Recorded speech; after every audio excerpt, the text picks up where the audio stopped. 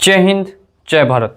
एक बार फिर से स्वागत करता हूं आप सभी लोगों का आपके अपने चैनल लोन हेल्प इंडिया पे। आज के इस वीडियो में हम लोग जानेंगे कि कोई भी नोटिस अगर आपके पास आता है तो वो नोटिस लीगल है या इलीगल है।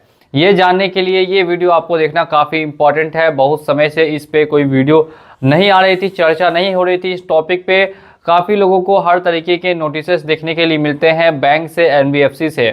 तो इसमें से पहचान कैसे होगा, ये हम लोग कैसे पता करेंगे कि कोई नोटिस अगर आपके पास आ रहा है तो वो लीगल नोटिस है या इलीगल नोटिस है, या फिर अगर हम लोग कहेंगे क्या वो नोटिस रियल है या फिर वो नोटिस फेक है। ये पहचानना काफ़ी इंपॉर्टेंट है। अगर ये आप पहचान नहीं कर पाते हैं तो फिर हो सकता है कि आप भी डरेंगे, नोटिस देख के आपको भी डर लग सकता है। तो वीडियो को स्टार्ट करते हैं। अगर आपने किसी भी तरीके का लोन लिया है और लोन लेके डिफ़ॉल्ट कर दिया है किसी भी कारण से, भले ही वो कारण पर्सनल हो, मेडिकल हो, या फिर आपका ऑक्यूपेशनल हो, या फिर लॉस ऑफ इनकम हो, कोई भी कारण हो, ये मैटर नहीं करता है। अगर आपने डिफ़ॉल्ट किया है तो ये वीडियो आपको देखना इम्पॉर्टेंट है।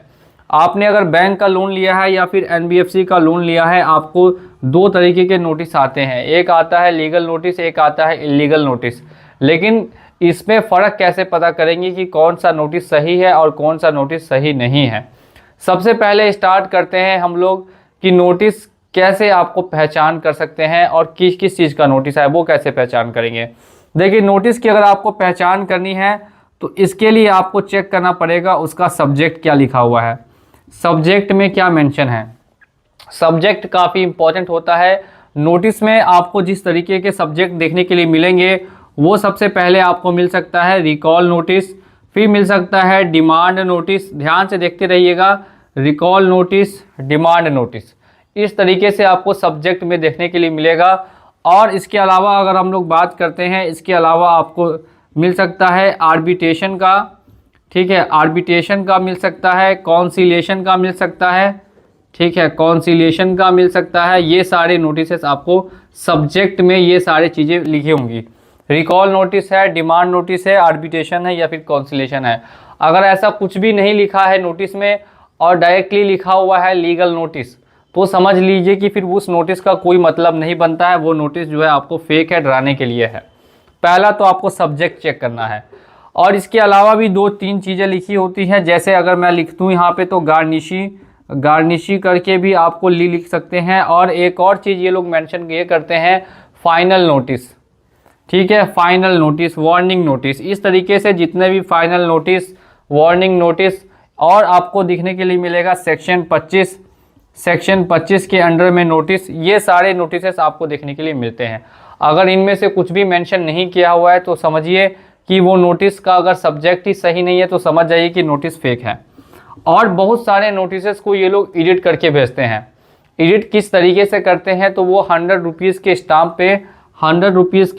पे आपको एडिट कर देंगे। नीचे में आपका नाम लिख देंगे और लिख देंगे लीगल नोटिस निकल चुका है। तो अगर ऐसा भी कुछ हुआ है तो आप समझिए कि वो नोटिस क्या है, इलीगल है, यानी कि फेक है।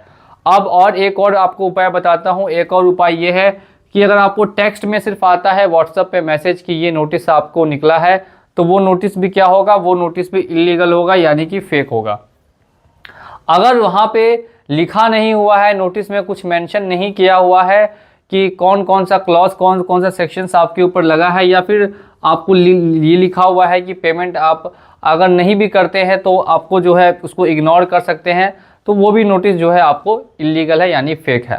अब अगर बात करते हैं लीगल, यानी कि जो रियल नोटिस देखने के लिए मिलता है वो कैसा रहता है। रियल नोटिस दो जगह से आता है। पहले तो समझना ये ज़रूरी है ये दोनों नोटिस कौन कौन से होते हैं। सबसे पहला जो आ सकता है वो आपको आ सकता है, सबसे फर्स्ट जो आ सकता है वो ज़्यादातर आता है एडवोकेट से। कहाँ से आएगा? एडवोकेट से। और दूसरा जो आएगा वो आएगा बैंक से, ठीक है, ये आएगा बैंक से।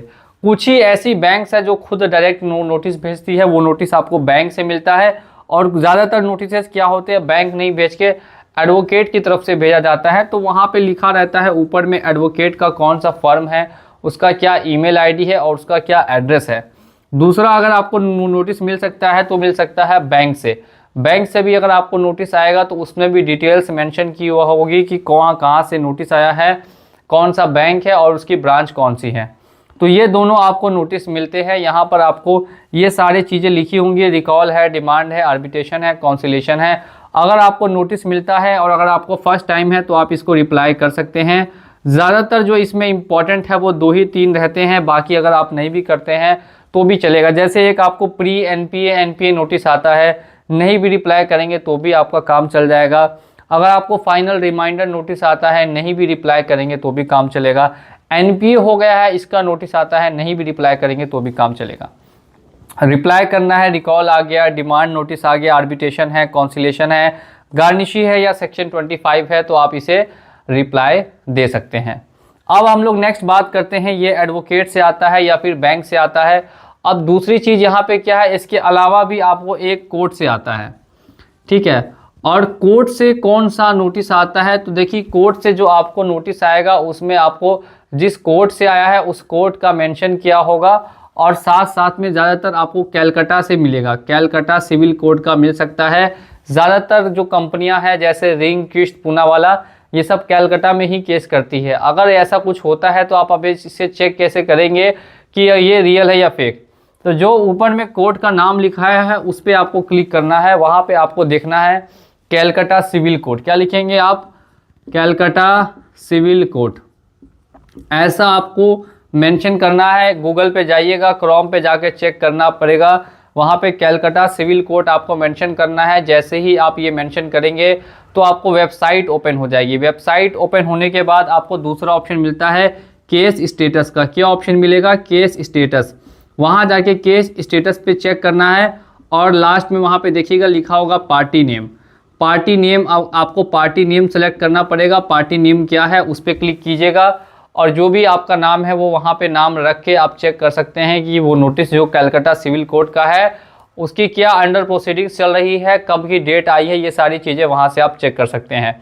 एक बार फिर से मैं आप लोगों को समझा देता हूँ। इल्लीगल नोटिस जितने भी होते हैं उसमें आपको उनका सब्जेक्ट ठीक से मेंशन नहीं किया होता है, और साथ साथ में वो नोटिस ज़्यादातर आपको व्हाट्सएप पे खाली टेक्स्ट में आते हैं और ईमेल पे नहीं आते हैं। और तीसरी बात जो यहाँ पे मैं आपको बता रहा हूँ वो ये है कि जितने भी फेक नोटिसेस होंगे उसमें 2-3 लाइन ऐसी मेंशन की होगी कि आप नोटिस को इग्नोर कीजिए, please do not take it seriously, please do not take pay immediately, ऐसा कुछ भी नहीं लिखा रहेगा। मतलब वो आप लाइटली ले सकते हैं, समझ आइए टेक्स्ट वगैरह पे आ रहा है तो उतना ज़्यादा उसको आपको भाव नहीं देना है, उसे आप इग्नोर कर सकते हैं। वो सारे नोटिसेस फर्जी होते हैं।